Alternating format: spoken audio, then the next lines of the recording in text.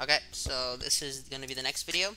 So moving away from math, because we've been doing math this whole series, we're now going to be doing philosophy, and in this case we're doing Introduction to Critical Thinking.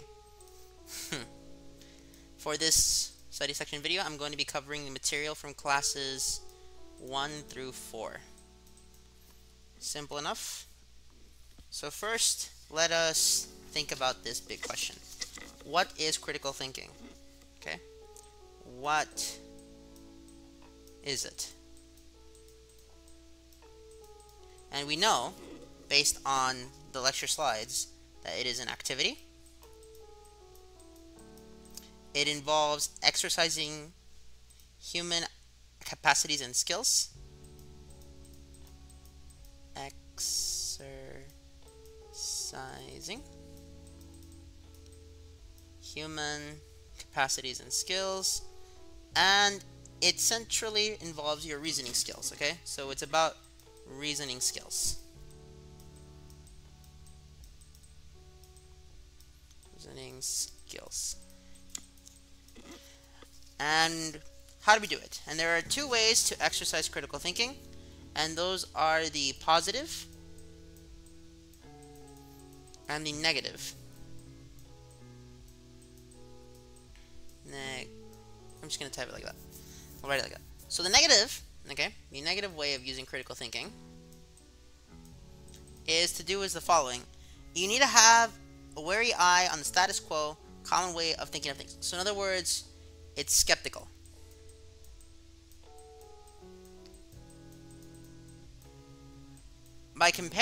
And the reason we are skeptical of other ways of thinking about things in search for the ways which may be limited or invalid.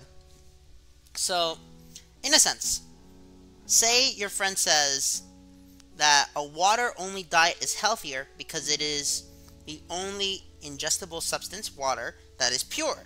Technically true. However, we know, just by thinking skeptically about this claim, that it is a false claim because you will die of starvation. That is the type of thinking that needs to go down. Continuing onwards, there are some very famous, reasoners here. For the sake of this class's foundation, we have Immanuel Kant, we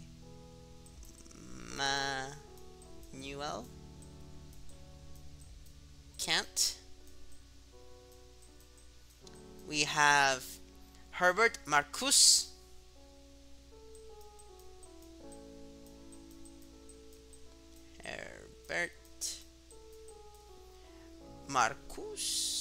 okay. Once more, I recommend watching these at 2 times speed for the sake of getting a move on. And we have... Let me fix that. That looks terrible. And we have Gilles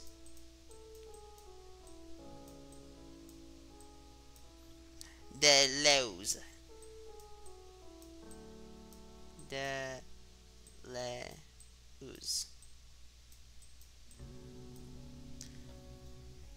So what Immanuel Kant says is that our age is the genuine age of criticism to which everything must submit. Religion, through its holiness, and legislation, through its majesty, commonly seek to exempt themselves from it. But in this way, they excite a just suspicion against themselves, and cannot lay claim to the unfeigned respect that reason grants only to that which has been able to withstand its free and public examination.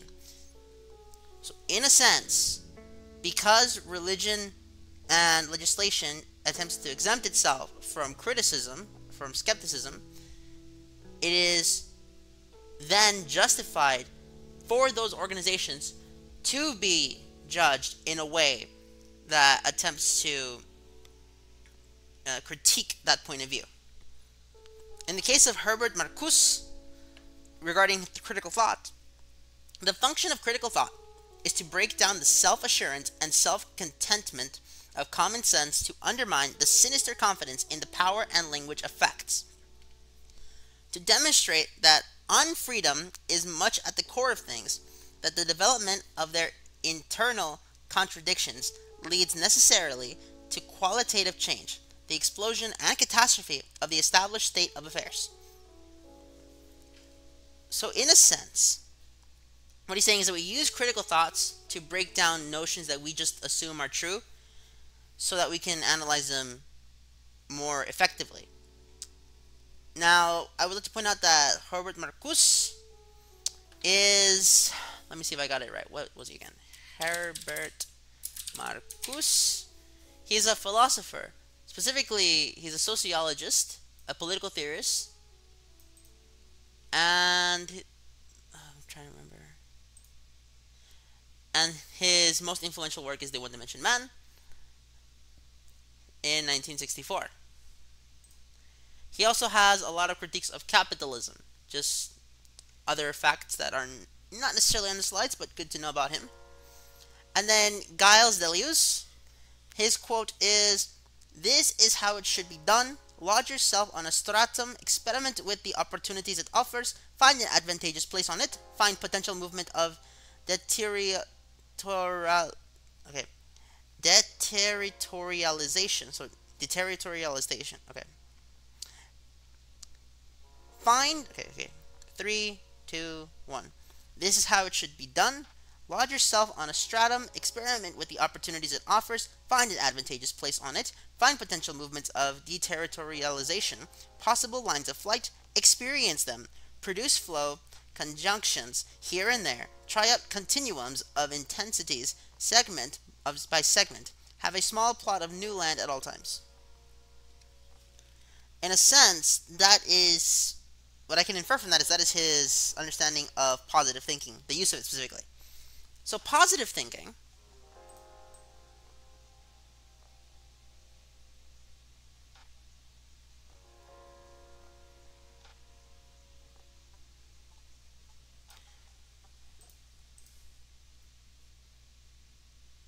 three, two, one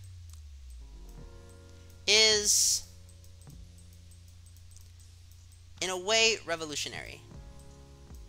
Okay? It's thinking critically about given domain. So critical thinking about a given domain.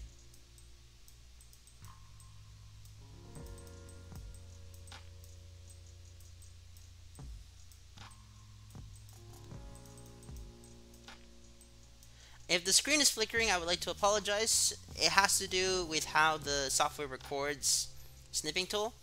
I'm just letting you guys know that in case some of you might have epilepsy. If you do, then please stop watching or just listen to it. And we realize that this domain could have been different.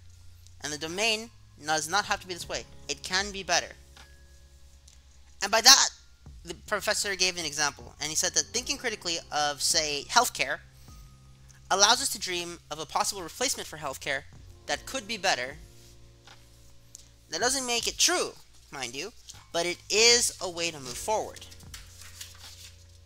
So what is the purpose of critical thinking? That's a good question. What is the purpose of critical thinking? So we have negative and positive. And I'm going to put them on opposite sides.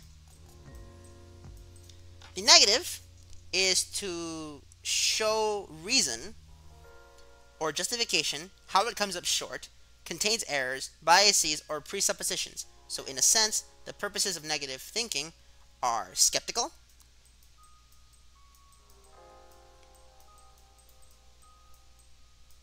they are wary, and they are destructive.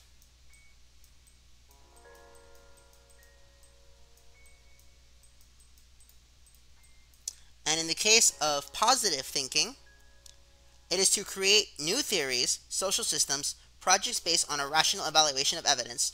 This could also include showing why alternative reasoning is faulty. So, in a sense, positive reasoning is revolutionary.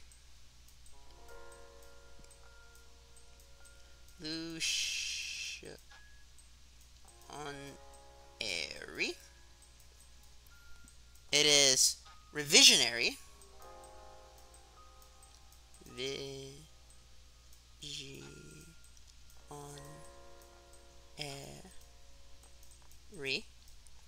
and it is creative.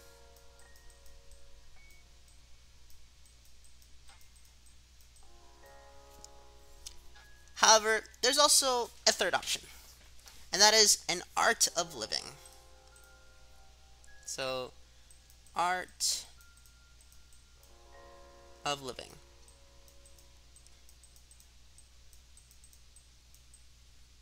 So, what is that? Well, it is to think critically on the basis. Okay, it is to think critically on a daily basis and consider that an art. In a sense, each of us are completely unique individuals. Unique individuals.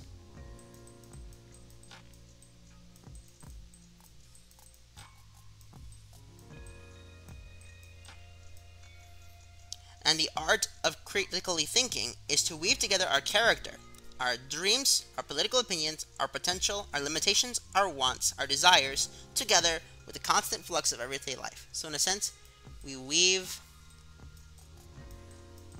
ourselves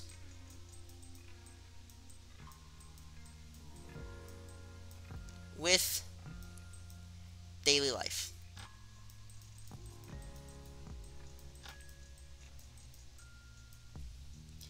And to think critically is to establish one's own consciousness, uniqueness, and authenticity within a world. Sorry. 3, 2, 1. To think critically is to establish our own uniqueness and authenticity within a world that constantly pushes us to conform. So, in a sense, critical thinking is nonconformist.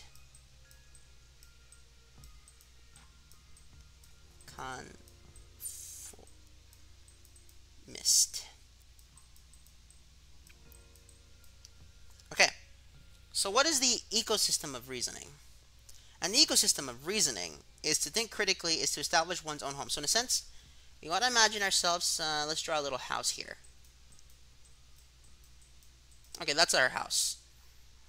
And in a sense, we need to establish our own home. So this is ours.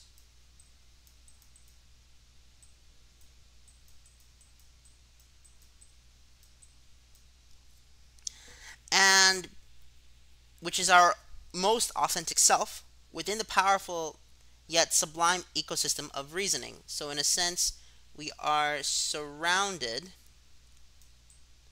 by this thing called reasoning.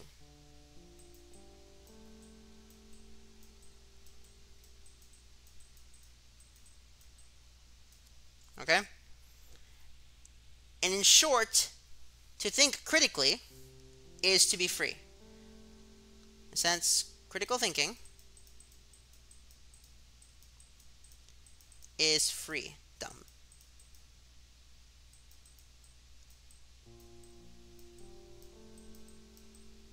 Good. Very good.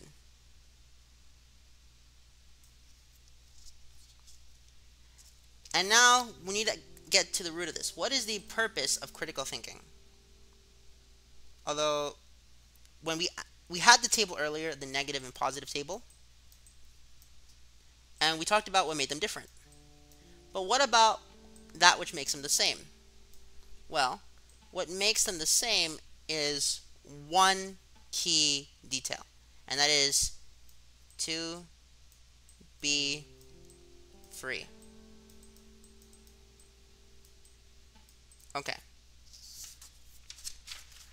And now that we know that the purpose of positive and negative critical thinking when put together is to be free.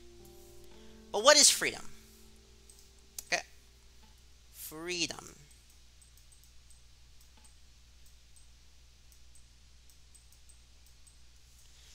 Well, to think critically for oneself, as we said before, is to be free, specifically from social, external influence pressuring us what to think and do. So in a sense, it is to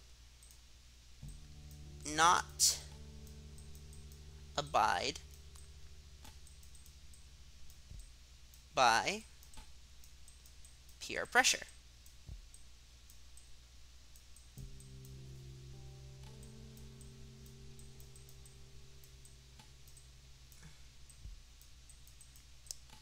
In addition, it is also freedom that we have to creatively establish who we are, given the particular circumstances and genetics we were born into. So, despite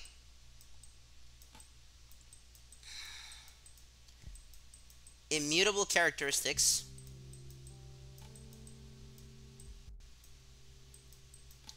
mutable characteristics,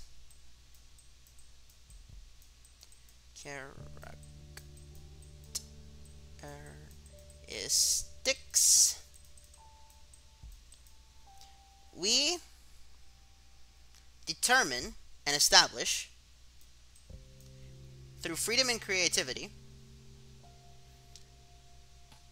who we are. Who we are.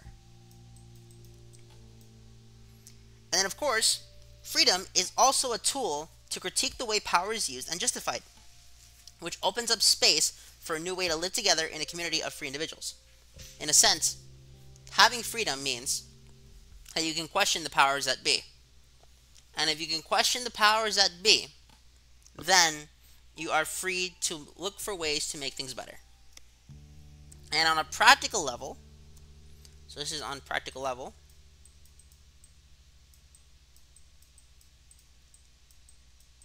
freedom is being free to make choices, decisions, and arguments. So free to choose, decide, and argue. That is freedom. Once more, if you think that I have something wrong, please put in the comments and suggest a correction. I looked through all of them. And now you got to establish reasoning, okay? Reasoning.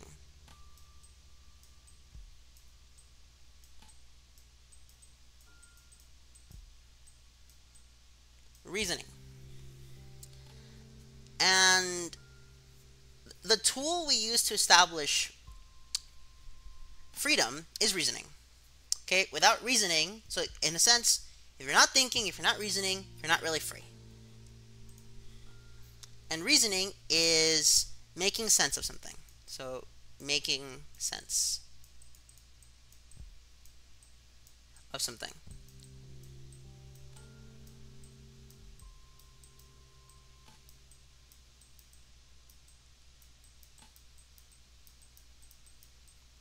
Okay?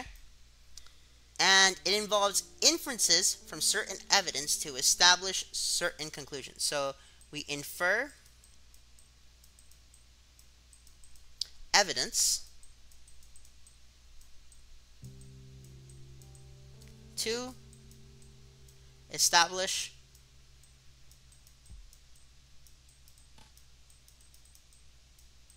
conclusions.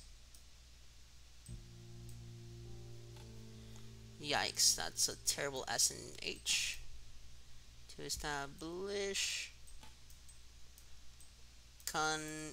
conclusions.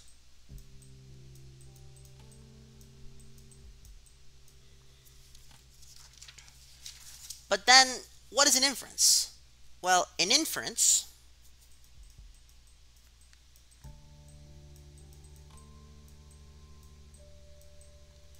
is the process of deriving conclusions from evidence. So, deriving conclusion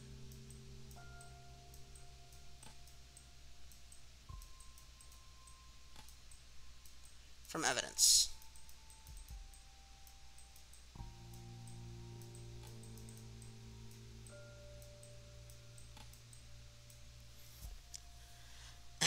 So, going back to reasoning for a second, as we said earlier, an inference is the process of deriving conclusions from evidence.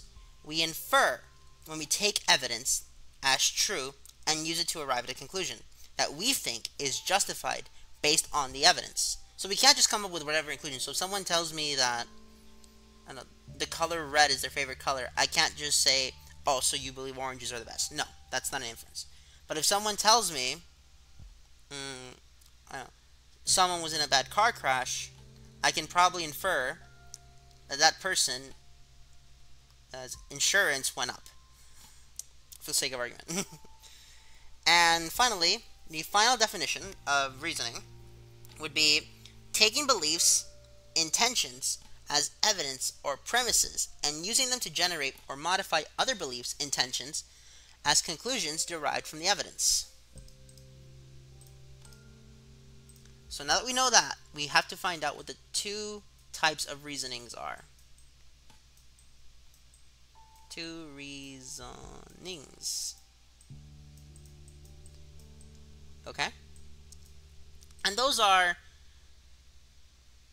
what do we reason about? Okay? What are our beliefs, intentions, etc. involved in reasoning about? And the two basic ways of thinking about this are theoretical reasoning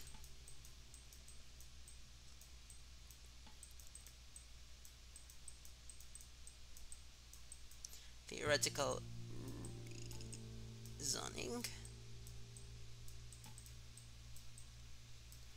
and practical reasoning.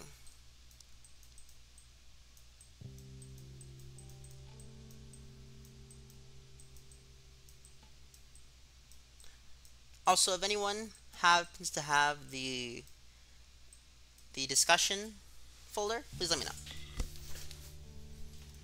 So what is theoretical reasoning? Well, theoretical reasoning is we reason about what is or is not the case. So what is/isn't. And practical reasoning is what we should and should not do. So what to wait, not what to, what should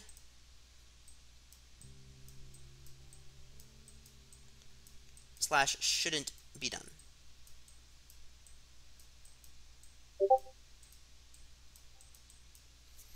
All right. Now, first of all, what is critical thinking?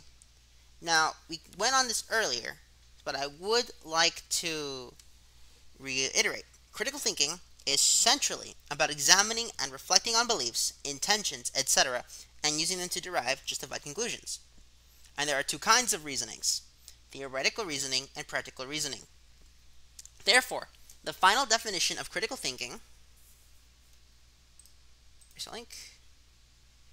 the final definition of critical thinking, final def, is as follows. Critical thinking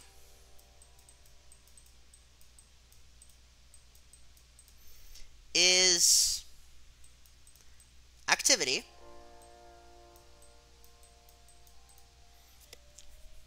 of examining and reflecting on beliefs,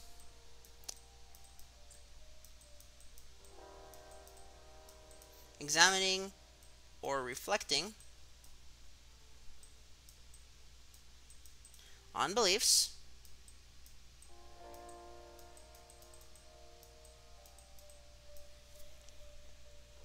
intentions, and beliefs, intentions, etc., and using them to derive justified conclusions, using them to derive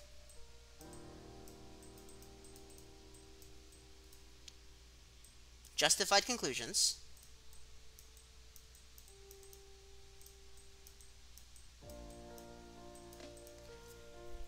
about what is or is not the case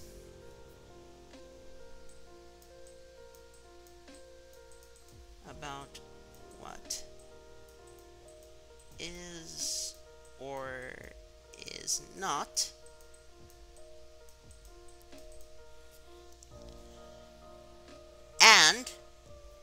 what we should or should not do.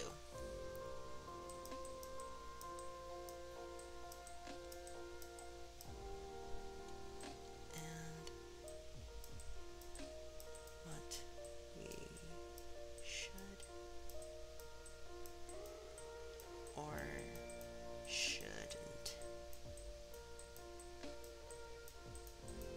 do.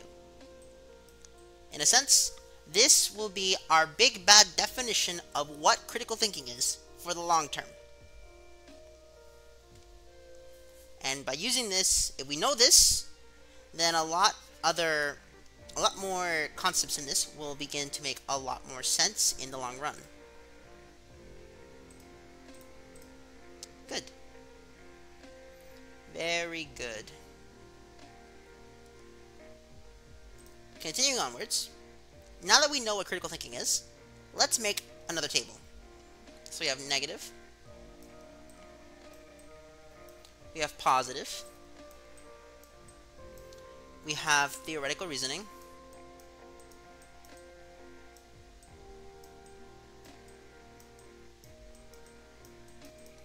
and we have practical reasoning.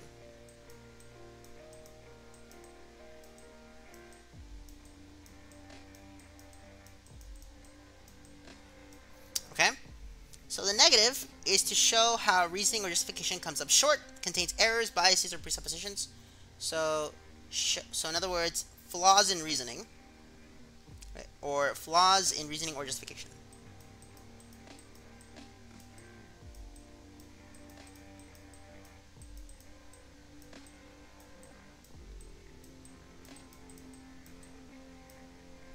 Or justification.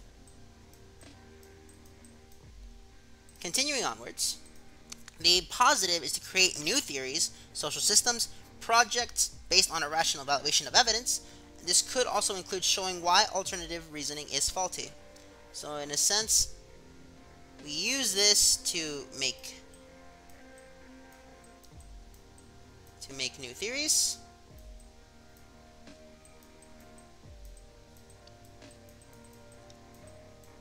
And based on evidence.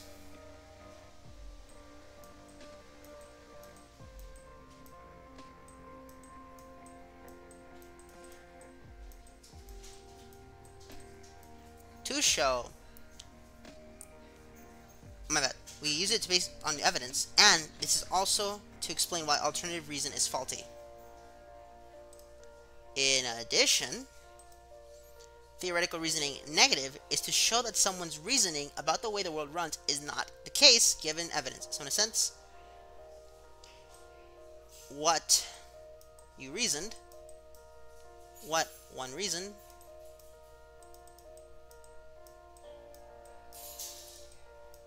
is shown as incorrect. Incorrect given evidence. Incorrect given evidence. As for the positive way of thinking in regards to theoretical reasoning, it is to construct an explanation that explains some phenomenon in the world given certain evidences. In a sense, making evidence through evidence, making explanation through evidence, making explanation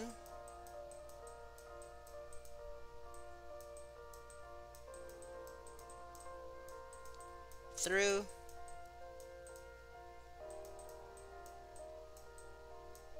evidence.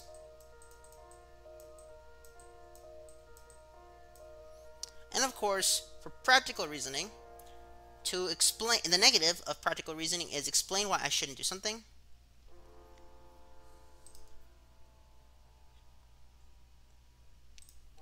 Explain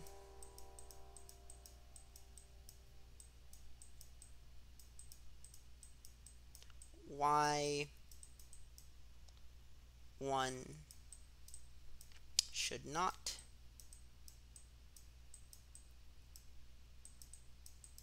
do something.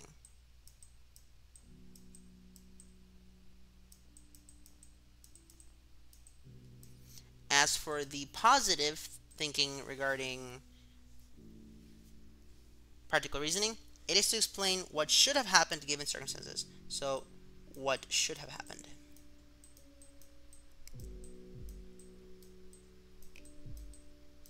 And the reason it's what should have happened is because the whole point of positive thinking is to rationalize or think about how ways could be better. What should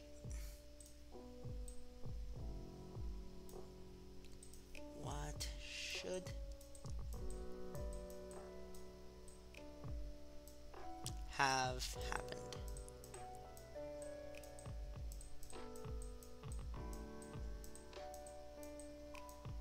Alright. And it's not as if critical thinking is limited to only the super smart or the elite. No, far from it. In fact, the everyday person uses critical thinking all the time. Finding the fastest route to a store, parking your car, deciding what movie you want to watch, thinking what classes to take, deciding what to wear, budgeting. All of those are examples of people have to use critical thinking for in order to determine how they should do it. And now the big question on people's minds would be, how do we get better with critical thinking? And the truth is that critical thinking is not some math problem. Critical thinking is not a science problem. Instead, critical thinking is a practice. And to get better at a practice, say exercise, you get better at it through practice, obviously. Okay, how do you get better at art? You draw more, or you paint more. How do you get better at soccer? You practice more with the coach or with the team or with whoever you have around you. So in a sense, critical thinking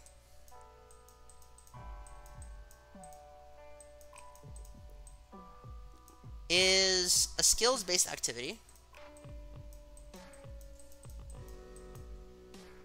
Skills-based activity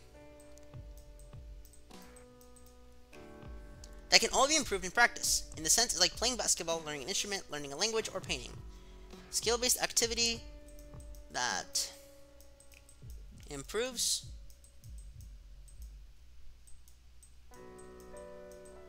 with practice.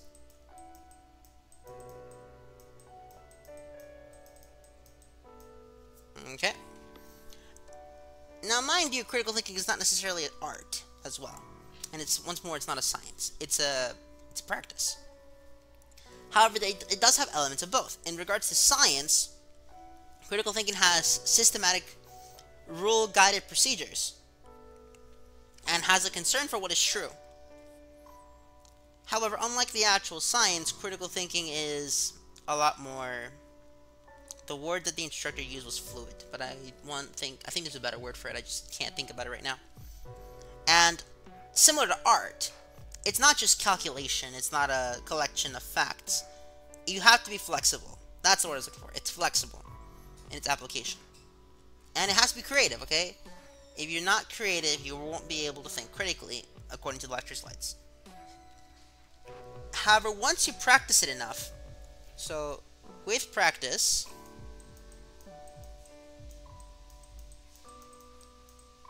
comes critical attitude or posture.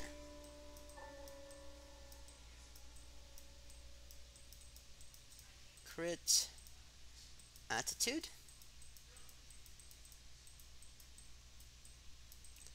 or posture.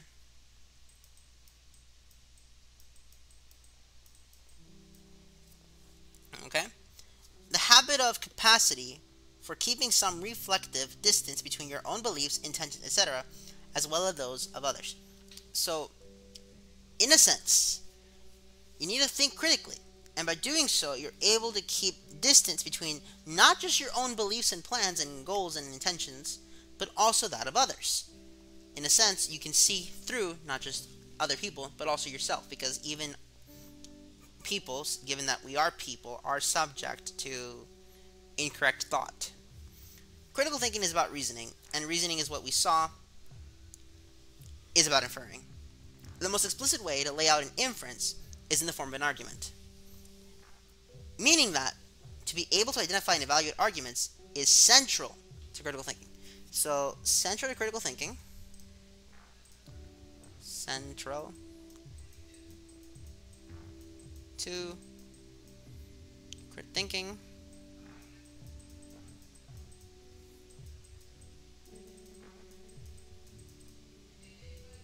is to identify and evaluate arguments.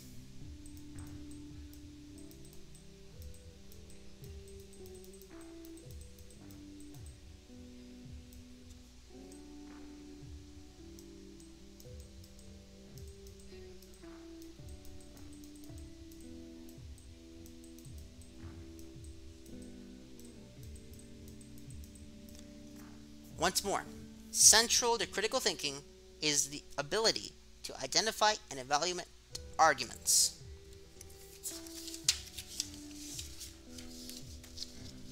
A little word on critical thinking. When we are capable of evaluating arguments, we can begin to construct our own arguments. So, through evaluation,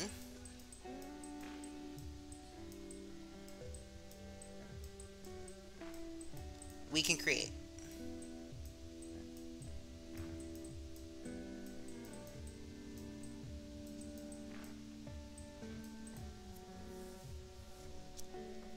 Which includes arguments about how the world is and how one should live.